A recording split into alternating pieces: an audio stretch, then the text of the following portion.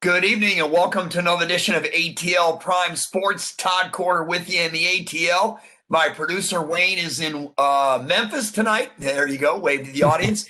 And we have a special co-host tonight, Lou Gamelin, who is my friend from Michigan. We called the ACHA Nationals together just outside of Dallas, Texas. Lou, thanks for filling in for JJ this evening. Oh, Todd, this is an absolute pleasure. Thanks for having me aboard. Anytime. All right, you can reach the show at ATL Prime Sports on Twitter. You can reach Wayne at RWY Jr. and Lou at Real Captain Lou and myself at Corder Todd and JJ at JJ Get You One. So that's where you can catch us here on ATL Prime Sports. And guys, let's jump right into it. Let's talk about the Atlanta Falcons. We'll lead off the show with them. We'll step right in the batter's box and talk about their fantastic win against the Las Vegas Raiders on yesterday, a dominant 43-6 win. And Lou, I have not seen the Falcons defense force turnovers like that in a long time. Boy, I got to tell you, Todd, if you would have told me that they were going to hold the Raiders to 6 points after what they did against New Orleans the week before with backup quarterback to boot, I'd have said you're crazy. And the juggernaut that they looked like putting 43 up on the Raiders, I was dumbfounded by it. I do a little pool with some friends of mine where you pick the games and you do the strength, how much confidence level you have with a certain team. And I had Vegas winning, and I had them as a 10 because Atlanta, they're playing well for Morris right now, and especially in that game, I was shocked. I didn't see that coming.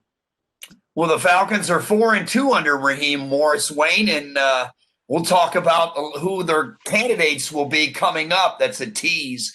But the performance for the Falcons on the defensive side of the ball was tremendous. They forced turnover after turnover. They were able to run the football just enough for the play action pass. Of course, they were missing Julio Jones, and they were also missing Todd Gurley. And Lou, I'm with you. I thought the Falcons were going to lose, and instead they played inspired football, and they looked really good. And they're 2 games out with 5 to play, tied with the Detroit Lions of all teams, even though the Lions have the tiebreaker. And then also the Falcons and the Lions are like cousins. That's what we call them on this program. They're cousins. They're behind the Bears, the Vikings, and the 49ers, who are 1 game behind the Cardinals, and the Falcons and Lions are 2. And 7 teams get in this year. And if we don't complete the end of the regular season, they'll add another team to the playoffs. Mm-hmm. So, guys, nobody's even out of it, not even the Lions and not even the Falcons. Todd, it's funny is you could be looking at a Falcons team with an interim coach. You could be looking, as crazy as it sounds, you could be looking at a Lions team with an interim coach that could be coming down to week 17 or 18 or whatever. Who knows with what's going on in Baltimore. The Bears to me are a fraud. They're on a 5-game losing streak. If you watched that game last night, they were a disaster in the making. That game was not nearly as close. I want to go back to the Falcons game. I got to tell you, they played some inspired defense last night. That's the quickest I've seen them.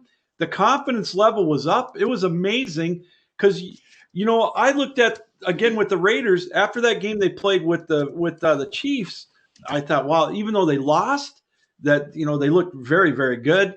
And I'll tell you, I love the defensive play of the Falcons. They looked a half a step faster. They looked like they wanted it more. Las Vegas looked like they were going through the motions. And I'm not taking anything away from Atlanta. They deserve that because the defensive play to me was the standout.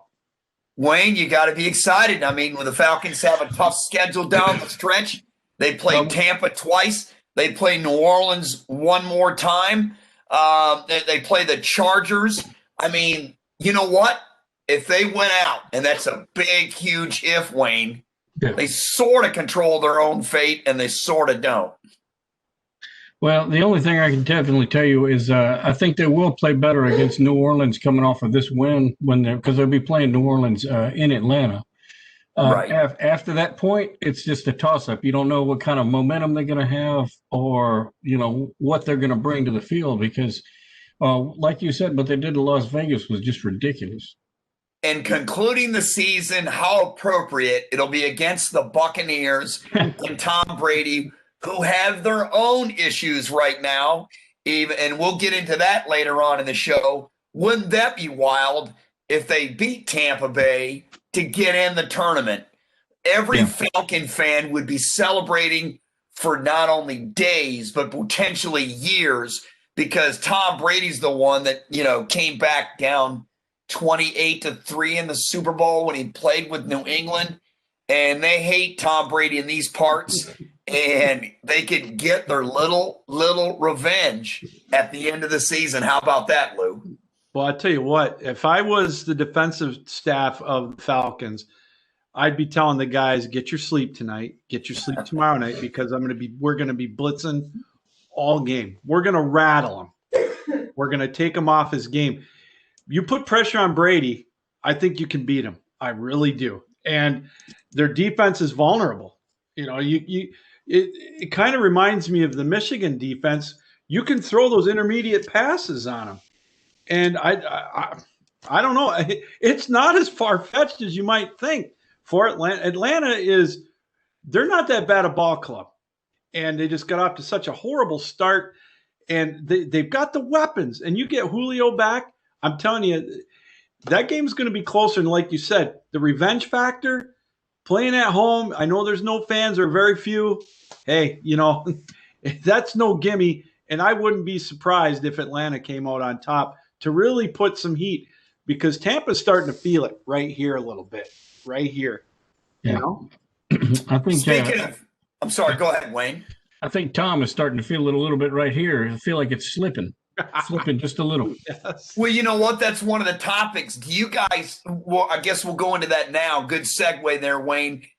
Do you feel Tom Brady's game is slipping a little at 43? I see signs of it. He's 43, for goodness sakes. And, they just don't seem like they have the chemistry with the receivers yet on the deep ball, even though they were finding it in the second half against Kansas City. They made a valiant effort to come back from down by 17 in the fourth quarter to fall short. This is a team that, could find their niche at the end of the regular season, Lou. Well, I got to tell you, if you look at the schedule on paper, Tampa Bay, I looked at it today, and I see them splitting with Atlanta. They're not going to beat them twice, okay? And they're playing Detroit the day after Christmas. It's up here. That's kind of a gimme, I would say.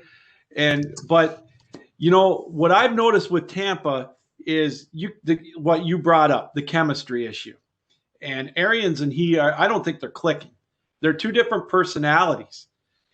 He's a lot more detail-oriented in my book. He's very rigid, and he's come down to kind of I don't want to say a country club atmosphere, but it's totally different.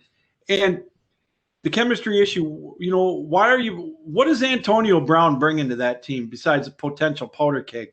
Why don't they go try to get Josh Gordon while they're at it, and just make it that I see chemistry issues, and I see, like you said, I see a Tom Brady that he can't throw the deep ball very well. And I don't know. I see some issues with him. What about you, Wayne? Did you see that game in the second half? Were you able to get it in your area? No, we didn't get it in our area. But, I kind of just keep track of it by checking my phone and everything. But it just seems to me over the last 4 games, Tom Brady is not as what he was at the beginning of this season, and definitely not what he was up in New England. Well, we're going to find out down the stretch. Guys, let's go into it was going to be the Falcons coaching candidates. Since Lou is with us, and he's from my home state of Michigan originally, even though I've been in Georgia 30 years, we can call it the Falcons and the Lions coaching candidates. And I've said all these season long, they're cousins. So we might as well just put them in one big room and become one big family, as we hear on ATL Prime Sports.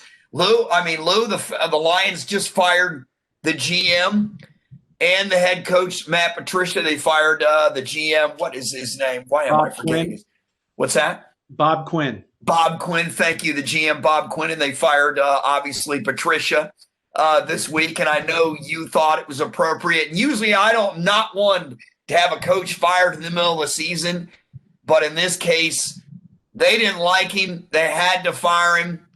And now the Lions are looking for a coach. And I guess before we look into the candidates, Lou, what were your thoughts on them firing Patricia? And Quinn? I'm with you, Todd. I'm not a fan of firing a coach in midseason. It's never worked for Detroit before. But all the stories I read and everything I hear, and you see the ex-players, it was as toxic as I've ever heard a locker room ever being before.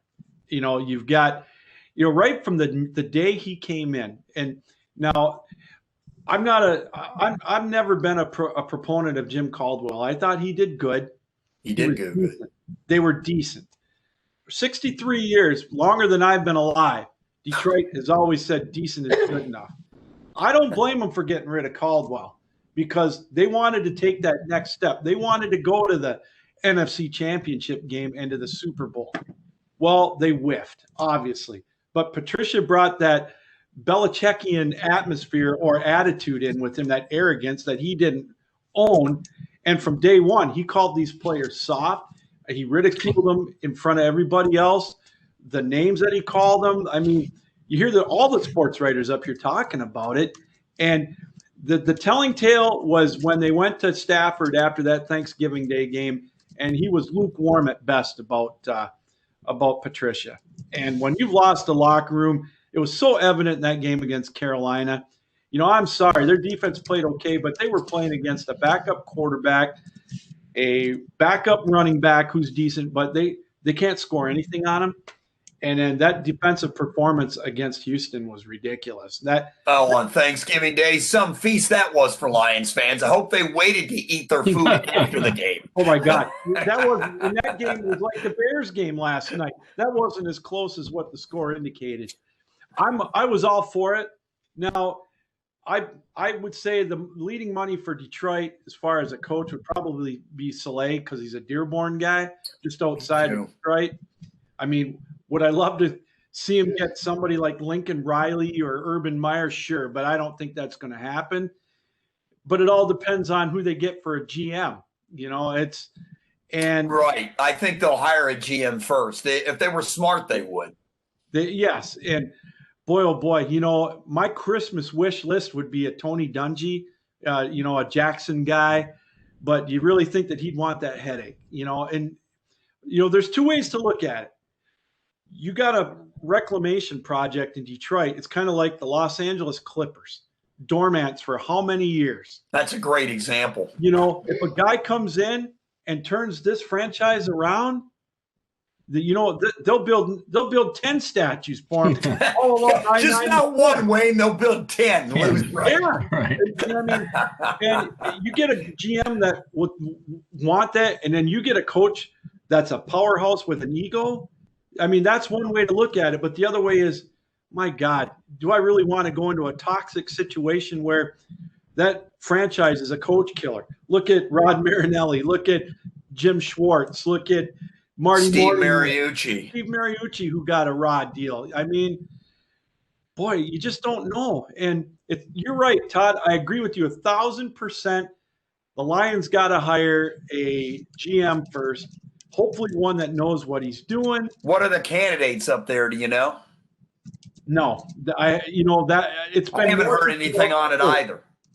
You read the things like, you hear Chris Spielman's name, which scares me because, we all thought that Matt Millen would be good at the job because he was a very good broadcaster. He was successful everywhere, and he got here and laid an egg. I don't know if a guy like Chris Spielman would want it because, he was such a consummate professional. To me, it'd be almost like Magic Johnson when he was a head coach. He would tolerate mistakes. Yeah. And there's a lot of them. And one more thing on the Detroit thing, and I'm not happy about him firing him because you know what that means? That means we're starting over. As a Lion fan my whole life, you're starting over again. And that, I'll give you a name. Speaking of starting over, I'm telling you, these franchises are cousins. Thomas Dimitroff, the former Falcons GM, is definitely a candidate, and he did a pretty good job here. The team went to the Super Bowl. So if the Lions were to hire Dimitroff, then I do think they go for a defensive-oriented coach. And I definitely think the DC of the San Francisco 49ers would definitely be a leading candidate, or Eric Bellamy of the Kansas City Chiefs. That, to me, is another big-time candidate. Or do the Lions wait and see if a big name comes open that has big-time success, prior success in the NFL? Or do they go to the college route, which you mentioned earlier? Yeah. And I'm not sure about that. There's a lot of possibilities. Each of these clubs, they're looking at Byron Leftwich. They're looking at Joe Woods, the DC for the Browns. These are all the same candidates. They all intertwine. And then when I pulled up Thomas Dimitroff, former Falcons GM, I said, they are cousins. I said that name popped right in my head. He's been with the Chiefs. I could see him hiring Eric Bellamy, or I could see him hiring Robert Saleh, the DC of the 49ers, and he's from Dearborn. He is a Detroiter. Well, let me ask you guys now, and this might be the unpopular opinion, but with Eric Bieniemy, is his success based on the system of the coach at Kansas City?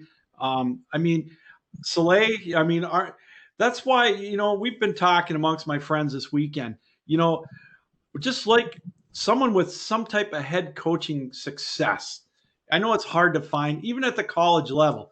You hear rumors about Harbaugh maybe because he's in Ann Arbor. It would be, but I got a feeling that if Harbaugh leaves Michigan, you know where he's heading. He's going to Los Angeles, not San Diego, because I got a feeling Anthony Lynn's out.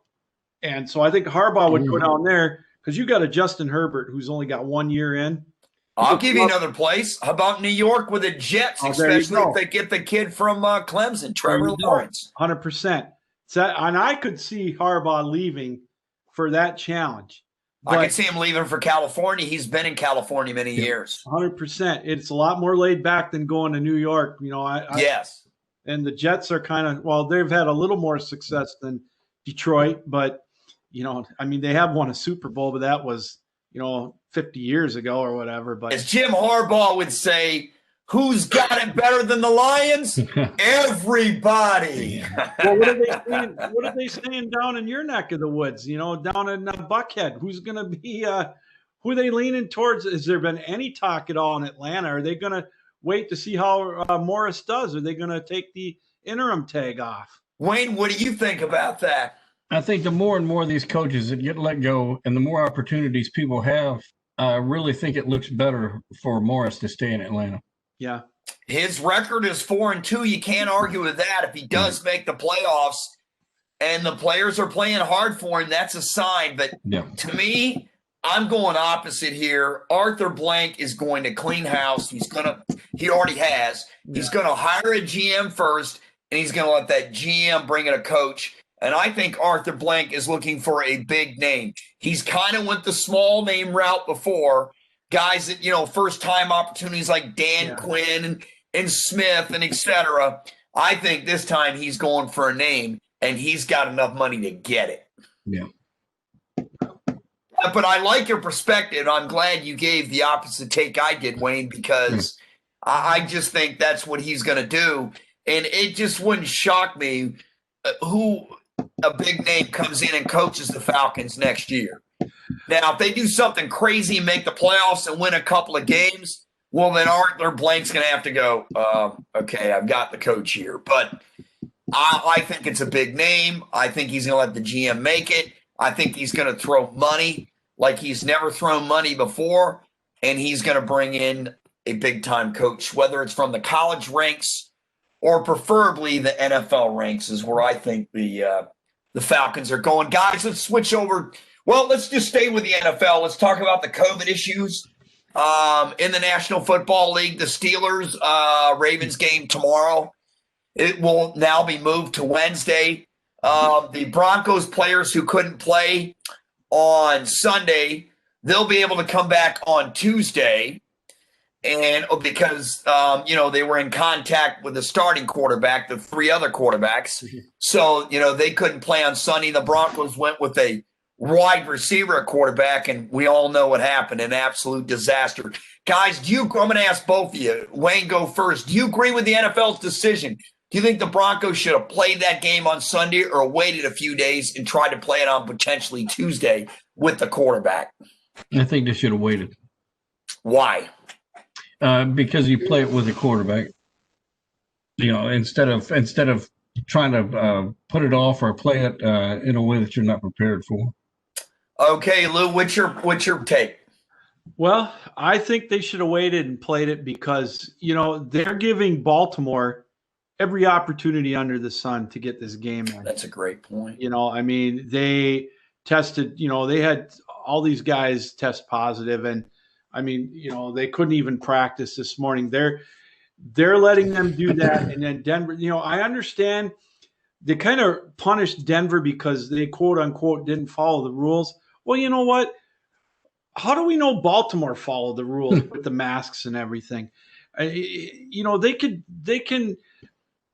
can jerry rig the schedule around to make it work for the other teams that have to play. For New Orleans that had to play Tuesday, they could have changed that game to Monday afternoon or Monday night.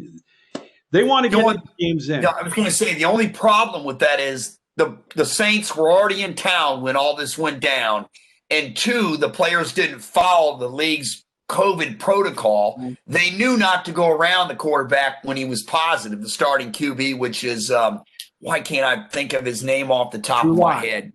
Thank you, Drew Lock. So the backups all went around him without a mask on, and the NFL said, hey, look, we're going to make an example of you. Yeah, well, that's what they did. And that's exactly what they did. And we're playing the game on Sunday, and you know what? Follow the protocols, and this won't happen to you. Where the Ravens, there's no evidence they didn't follow protocol. Somebody just tested positive, and it was bum luck. So I'm taking the opposite take here. I think they should have played the game, which they did. Just follow the COVID rules, whether you and I or Wayne disagree or agree with them or not.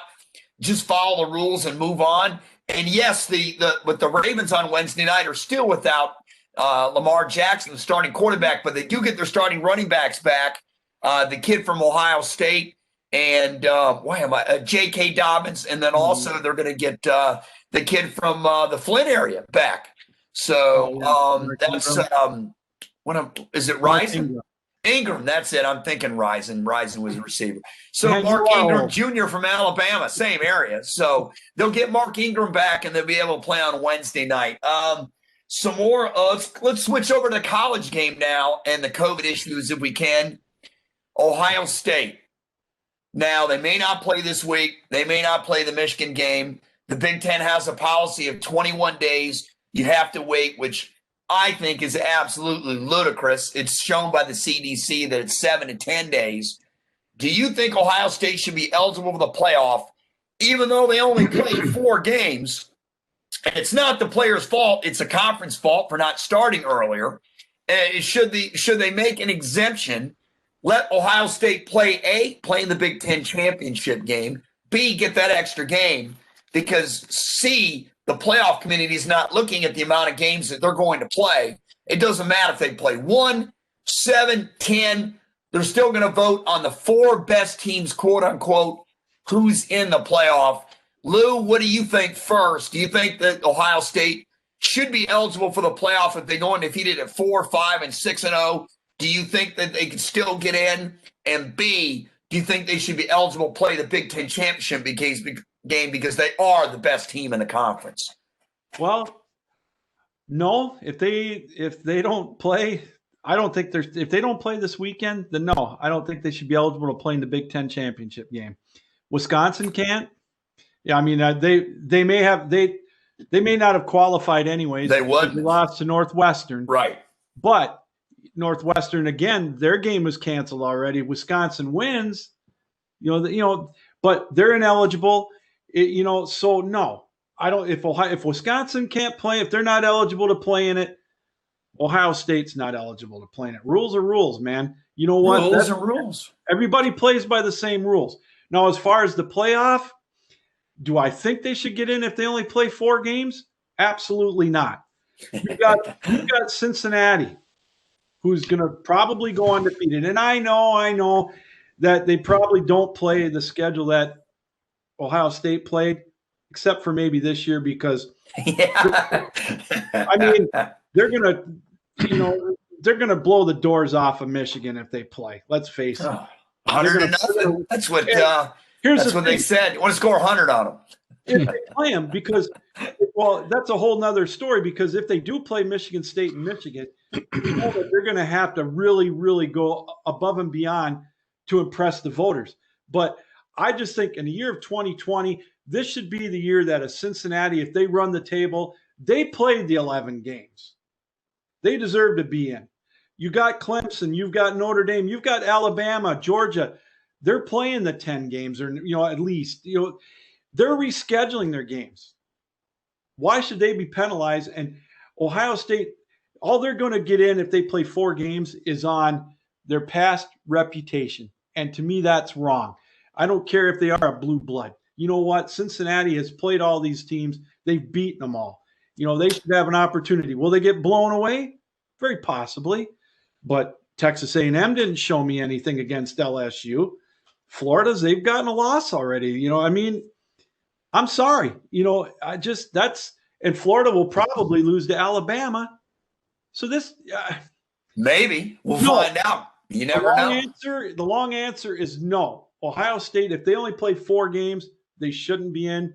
But you know what? We all know what the NCAA is all about, and it's right there. It's all about pure playoff privilege, as Tim Brando would say. 100%. And I agree with Tim about that. Wayne, what's your take? Well, you're talking right into my conspiracy wheelhouse now. Here we go. I had tweeted out something a few weeks ago and said, hey, let's just forget all about how many wins, how many losses. We all know that the networks want as much money and as many viewers as possible. So let's just say it's going to be Alabama, Clemson, Ohio State, Notre Dame, because that's who everybody wants to see. And, play the rest of the games. And then those are the 4 you're going to watch in the championship. Yeah. Because that's where all the money's going to be. You're right. Well, there's no doubt. But Wayne, what do you think? Would you allow Ohio State in there? If it were me personally, no, I wouldn't. I would not. Tell me why. Because if you're going to look at not only strength of schedule, but schedule of schedule, they really They really haven't played enough games. They haven't shown me enough to say that they should play for a championship. Well, and to Wayne's point about the schedule, it cracks me up. You can see some of these things where, oh my God, Penn State's 0-5 for the first time in school history. Michigan hasn't had this start since 1965 or whatever. Well, you know why? Because they're playing Jacksonville State out of Ohio, and they're playing, Northeast Louisiana and, Northwestern Michigan cupcakes. They're not going to lose those games. I mean, it's a great point. They do play the non-conference schedule. Yeah. It's always easier than the conference schedule, even though Michigan will always schedule one big-time opponent. Yeah, but they're still playing, like I say, Eastern Michigan, in all due respect, Central Michigan, and all that, and bowling. They're not playing this year; they'd lose. Well, yeah, but I'm just saying. So now these bigger schools, they have to start right in with these conference games. But no, I'm with Wayne 100%. They don't deserve it. They only played 3 or 4 games. No. I'm going to play devil's advocate here because I can. So here's the deal. I think the Big Ten is going to lift it, and they're going to do 7 to 10 days. I think they're going to play Michigan State. I think they're going to play Ohio State. If these programs can stay COVID-free, they'll have the 6 games and they'll get in the conference championship game.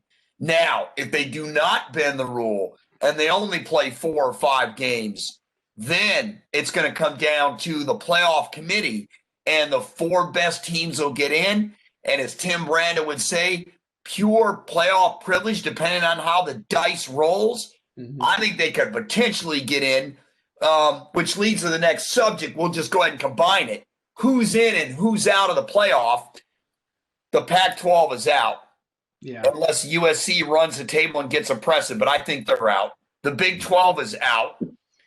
So you've got the SEC, you've got the ACC, and you have the Big 10, and you have a Power 5 school in Cincinnati.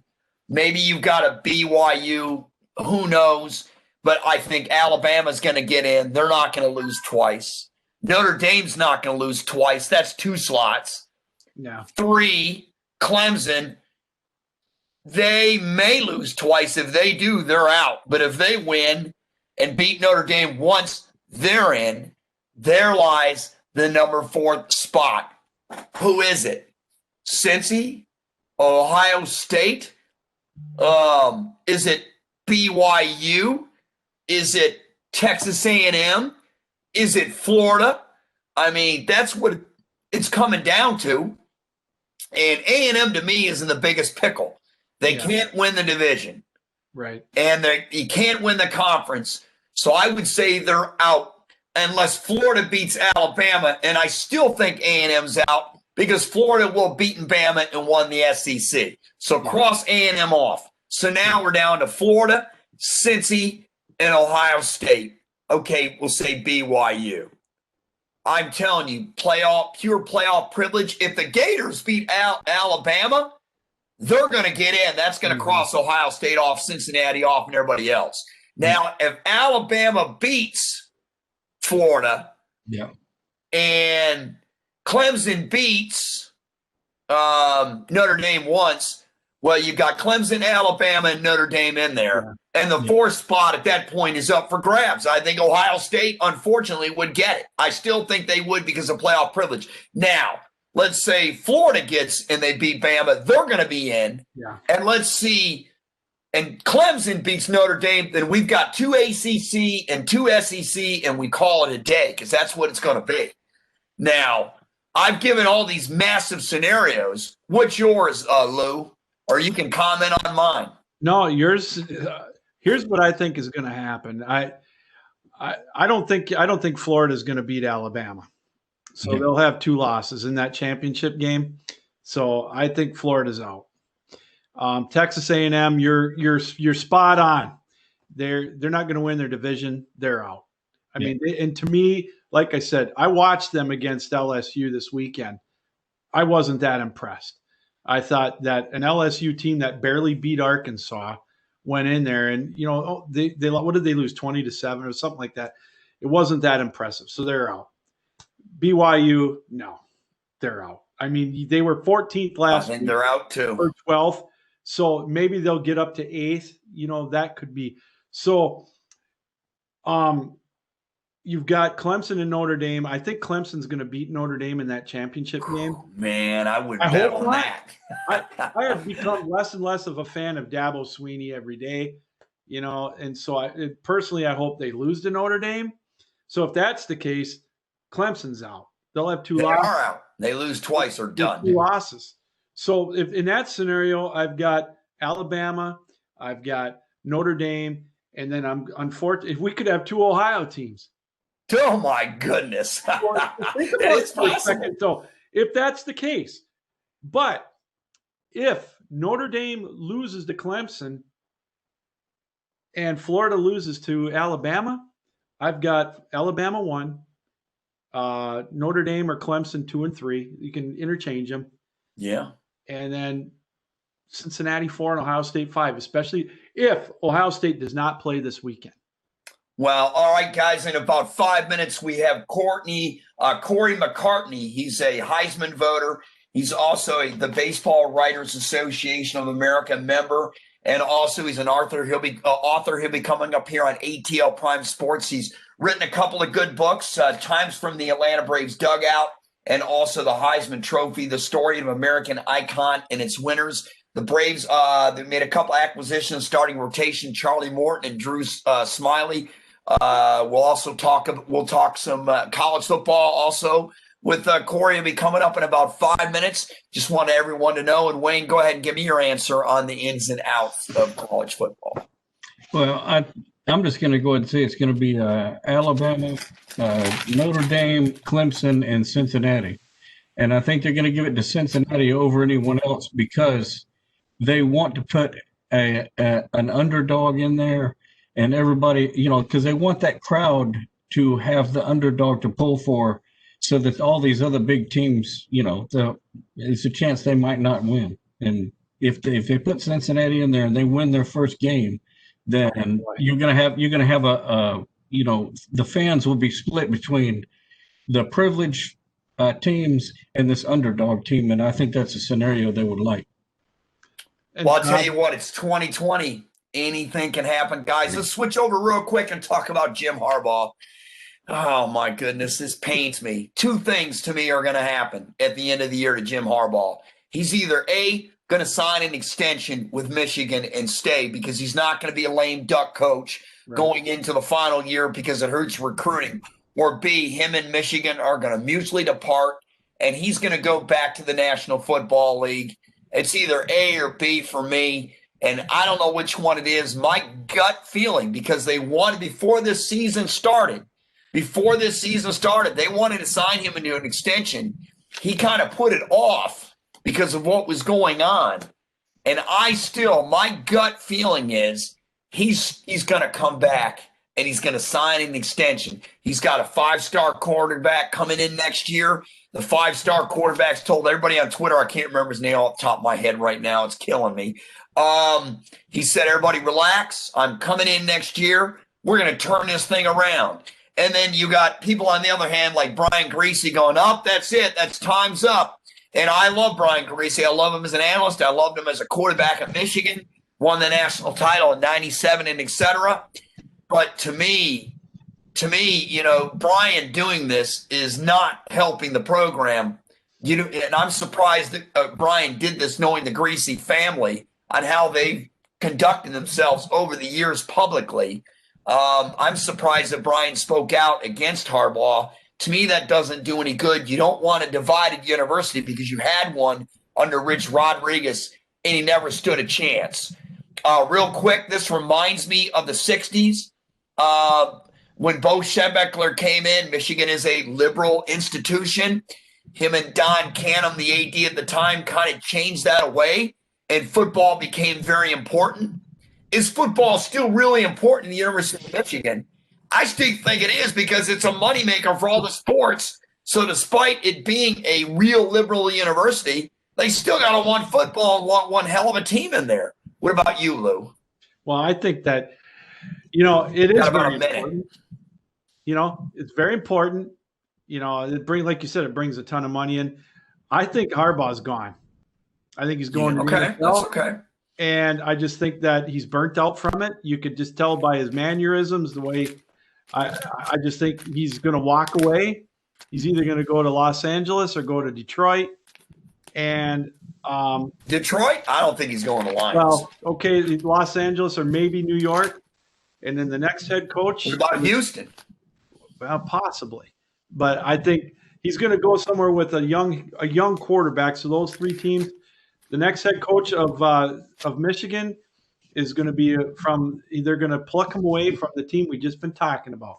Luke Fickell, they're going to load up the boat. They're going to give him the Brinks truck, and he's going to come to Michigan. What about you, Wayne? What do you think's going to happen?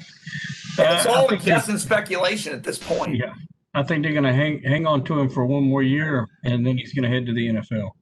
If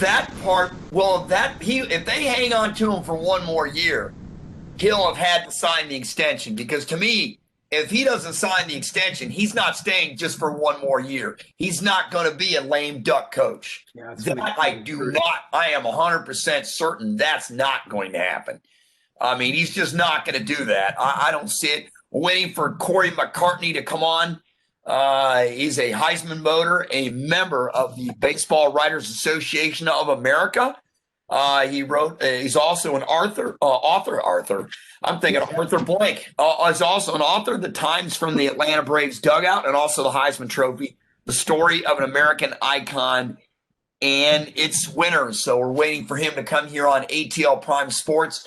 And all right, since we have a few minutes on Harbaugh before he comes on potentially, let's talk about the 6 coaching possible replacements for Jim Harbaugh. What do you guys think? You know a couple of them off the top of your head. You're hearing that. Iowa State's Matt Campbell, P.J. Fleck at Minnesota. Wow. I know. Luke Fickell of Cincinnati. That's the first one that came in my head, even though he coached for Ohio State 1 year and lost to Michigan. What he's done at Cincinnati is incredible.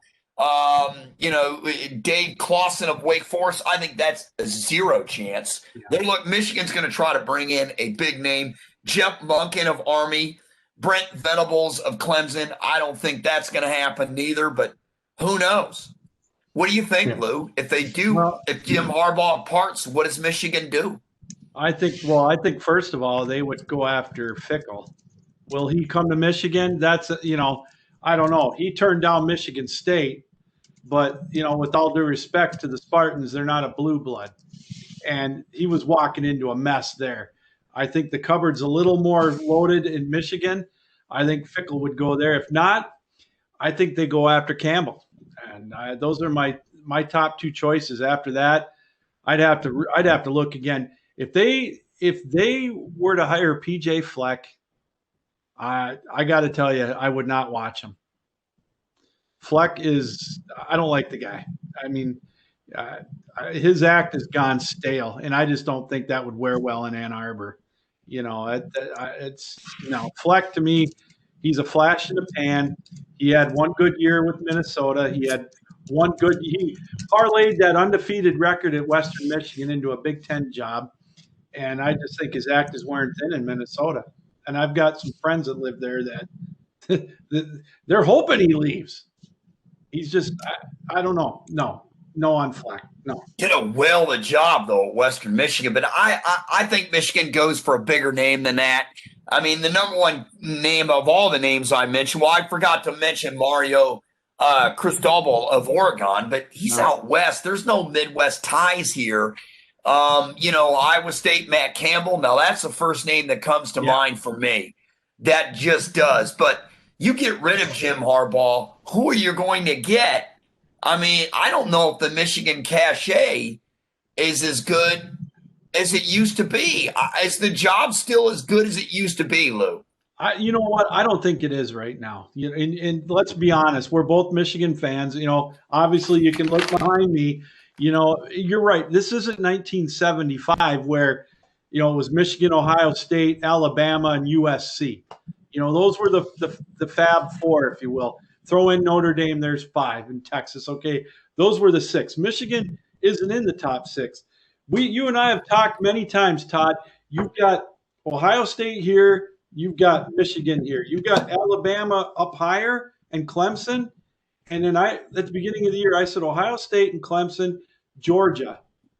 And then you've got Ohio State. Michigan they're not. They're like USC. It's not a plum job anymore.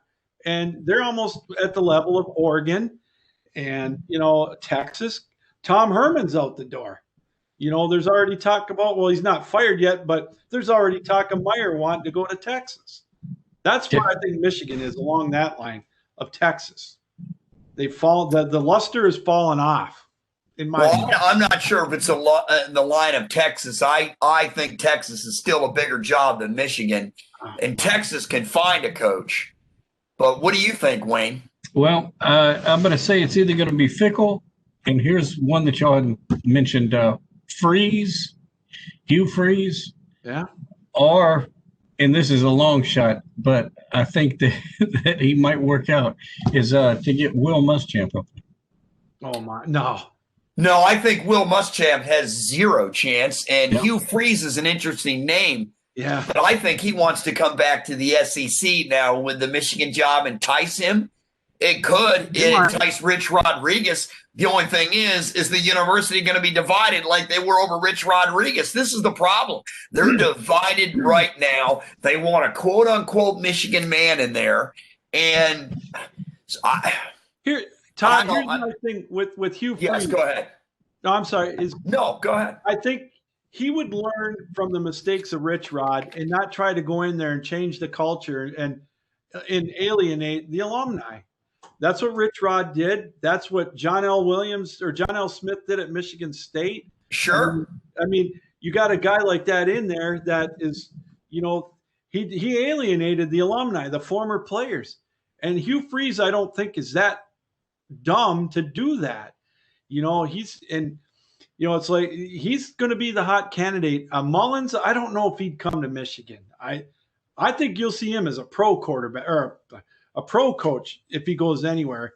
I don't know. He's doing really well in Florida. You know what? I think that would be a lateral move at best right now because, Florida to me, it's either them or Georgia in that SEC championship game every year, man. I think they're two very even programs. Well, Dan Mullins fits in with the what do you call it? The culture of Florida too. That's a great point. Who's done a great job at CMU? I know he's not a candidate, but Lou, you got to give credit, man. He has really turned it around up there. He used to be at Michigan briefly and was the head coach of Florida. McElwain, yeah. Yes. And I said something about that, and there's no chance of that either, obviously.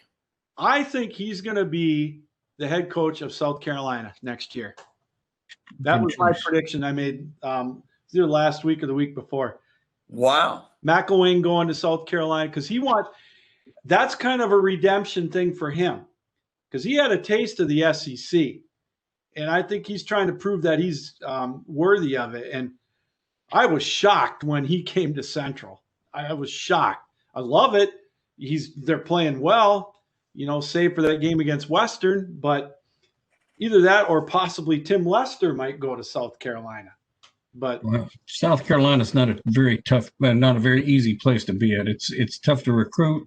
Oh God! And I really think that if South Carolina wants to do anything for themselves, this won't do anything monetarily for them. But win-loss, I think if they switch conference, they may be better off.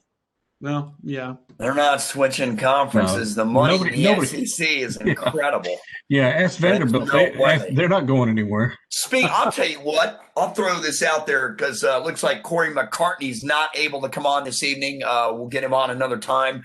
Right. Let's throw this out there before we go to the pick six. Well, actually, I've got one more subject after this. Let's throw this out there for the heck of it. I think Notre Dame should stay in the ACC next season.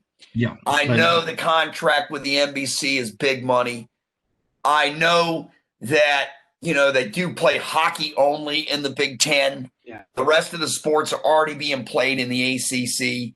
But Notre Dame could still have the contract with NBC, stay in the ACC, recruit the Southeast and the rest of the country, and I think it would be much better for their program than becoming an independent. You can recruit the South. You can recruit Atlanta. Georgia Tech's just 30 miles from the house here. Yeah. And you can go right in and say, hey, we play Georgia Tech every year. Come and see us play. What conference what do you think, Wayne? What conference is Notre Dame basketball in? ACC. They're all in every sport is in the ACC except for the hockey, men's hockey, which is in the Big Ten. Do they have women's hockey, Lou? I'm sorry, Wayne. Hang on. I just think they have it at the ACHA level. I don't. That's what I thought. NCAA right now. Okay, so Wayne, what do you think? Should they stay in the ACC? I do. The only other place that makes sense that they might go would be the Big East. East? Why? They would dominate the Big East. That wouldn't help them with recruiting at all. I don't think so. I think you're thinking territorial. If you're thinking territorial, Big Ten obviously would be the best place to go, but I just think it's the ACC to stay. Well, the Big East has a lot of teams that they, of course they would dominate that, but I think it would give them more bargaining power on where they're going to be on TV, and television market wise, I do see where we're coming from, but I still think the Big East would love to have them. I'll say that. Well, anybody would love to have Notre Dame. What about you, Lou? I think if they, for some reason, did not stick with the ACC, I think the Big Ten would be where they need to go. Right. Because just from a geographic standpoint and a logistic standpoint. But, we've talked about this before, Todd, about such a money grab that the NCAA is, and, and how important football is for budgets. Because, I look at how these conferences are now with West Virginia playing in the Big 12. And, you got Notre Dame playing in the ACC. Why can't those two flip-flop? It just from a money standpoint. But recruiting and prestige, they can stay in the ACC, and I think they can work their way. They can work with NBC. They can keep their NBC contract to do their home games. So you're against them becoming the independent. You think they should stay in the ACC too? Well,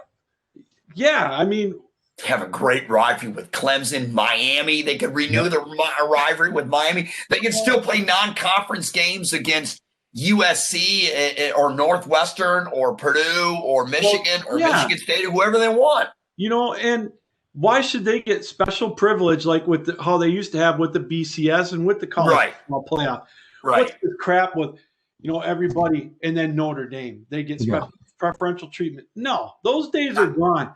Those days went the way of the covered wagon with the Southwest Conference, with the rivalry of Oklahoma and Nebraska. I miss that. And with Penn State not being an independent, I realize that was 25 years ago, but no, those days are gone. They need to stay in the ACC. You're right. They got some great rivalries down there. In women's basketball, they're a powerhouse, and that's, they've got Duke and all them for that. Men's basketball, they're okay. They got their doors blown off last night, but I think they should stay in the ACC. Well, all right. Well, we got about 8 minutes left. Let's go to one more subject. Nobody has ran the table. Well, the Patriots ran the table in the regular season, but they didn't win the Super Bowl. They lost to the Jets. Can Pittsburgh run the table, go 16-0? B, can they go undefeated and win it all? And C, top the Miami Dolphins to 72? We don't have many games left. I'll let Wayne, you go first. No, I don't think they're going to go undefeated. Somebody's going to beat them. I don't know who it's going to be, but somebody's going to beat them, and they're not going to expect it to happen. I agree. What about you, Lou? Even if they go undefeated in the regular season, to me they're not the caliber of Kansas City. I don't think they have the offensive firepower to stay with them. Their defenses are about the same. Maybe Pittsburgh's got a slight edge, but when it comes to playoffs, I watched Kansas City last night. Holy crap. Some of the plays that they're making, it's just they're on a level all of their own. Will Kansas City win the Super Bowl? Who knows? It could be a fluke, like when you mentioned New England when they were undefeated. They were David Tyree pass catch away from being 19-0. Pittsburgh's not on that level. I'm sorry, they're good. They're winners. There's no way. No, they're not going to go 19-0. No way. What an amazing franchise. 3 coaches since 1970, 1969. Yeah. 3 coaches. Chuck Noll. Golly, he's on every Sunday. Bill Cowher. And obviously now today, what a great job Mike Tomlin has done. Yeah. So 3 coaches, but me, I think they can run the table for the regular season, but I don't think they will because it's COVID, and I don't think they're going to play their players the last game if they have the division clinched. But then again, maybe they will because Tomlin has that mentality. You're playing football, so maybe they will go for it. Maybe they will do it. Maybe they will not. It's awful hard. But in the playoffs, the odds are against them. Yeah. Because in Kansas City, I think they're the team to beat to win the Super Bowl. But are they gonna? Oh my gosh, there's probably 4 or 5 teams that can still win it all. I don't think Kansas City's going to lose in the regular season, so they're going to have to play. Again, I think you could see a one-loss Kansas City team going into the turn. Can you imagine a 15-1 team not getting a bye?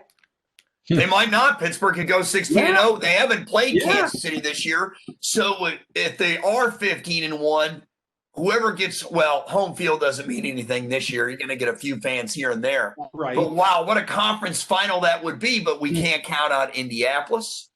We can't count out Buffalo? Buffalo maybe. In the NFC, you can't count out Green Bay. I still don't think you can count out Tampa Bay just yet. You can't count out Seattle. You can't count out the Rams. I mean, the conference is tough. It's too many. It's wide open. Oh, sure. You can't. You're 100% right. I agree. So we'll find out. All right, let's go to our final segment, the Pick Six. I have mine, but I'll let you do yours, Wayne, because you did it already. So I was going to pick all NFL this week because I think the college picks are duds except for Texas A&M and Auburn. But we'll go with your Pick Six and go ahead and do it. I threw a few college. I just did the same thing, 4 college, 2 NFL. But okay, it's okay. The first college one I have up is Texas A&M at Auburn, and Auburn is favored by 7, so the spread is 7 for Auburn. Okay. A&M is favored by 7, correct? I'm sorry. Okay, well, I may have that pick thing. I was never a gambler, so no, it's okay. A&M is favored by 7 points, and I have A&M to cover. What about you, Lou? Yeah, that's a hard one. I'll take A&M to cover. What about you, Wayne? You're an Auburn guy. I'm picking Auburn. Yeah, of course. Duh. What's the next one? Indiana at Wisconsin. What's the line on that? 14. And whoa, you know what? Dude, who's favored? And like I said, it's got to be Wisconsin. It is Wisconsin.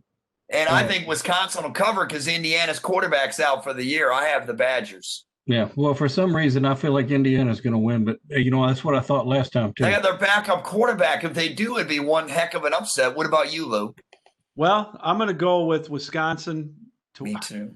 That's a lot of points, but I think Wisconsin is going to win. Well, without your starting quarterback, I mean, let's say IU's got a stud on the bench that we don't know about. I'll take Wisconsin. What's the third game, Wayne? Well, this one's kind of off the beaten path, but I thought I'd throw it in there because it's a battle for the other Alabama teams. Is Troy at South Alabama? Who's favored in that game? I think you did this. I think Troy is favored, but like I said, by how many? What's the spread? 4.5.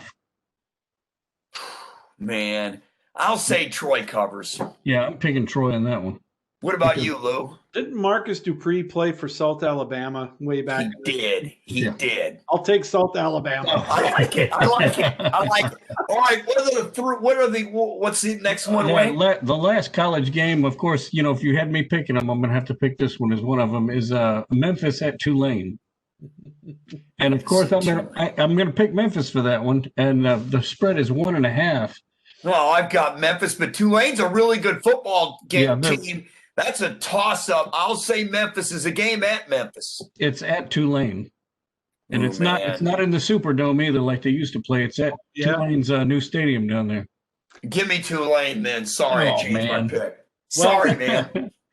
Well, hey, Detroit. Go ahead, Lou. Detroit had Eddie Murray, who was the Tulane toe. Oh, yes, that's right. But I'm going with Memphis because he missed that field goal against San Francisco in the playoffs. Oh, God, you had to do that. 83, the Billy Sims team, Gary Danielson throwing 5 picks. Yeah. And I still see the kick in the dirt. And Pat Summerall. Pat Summerall came. What's that?